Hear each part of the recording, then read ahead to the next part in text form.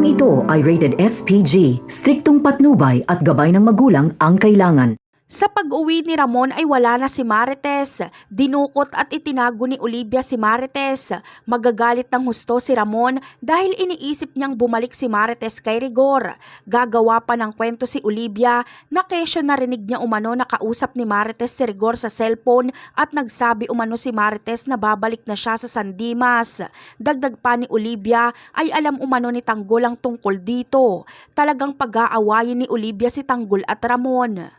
Sa pagkawala ni Marites at Tanggol sa buhay ni Ramon ay masisira na naman ang buhay ni Ramon.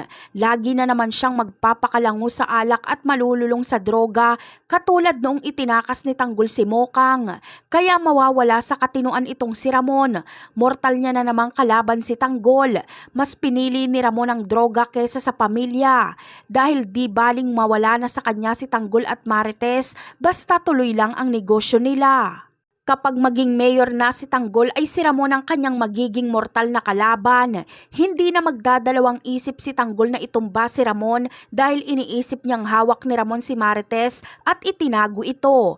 Lalo't huling nakita ni Tanggol si Marites noong nagtatalo ito ni Ramon at pinagbibintangan pa si Marites na babalik umano kay Rigor. Muli na namang matutunghayan natin ang madalas na harapan at bakbakan ni Ramon at Tanggol.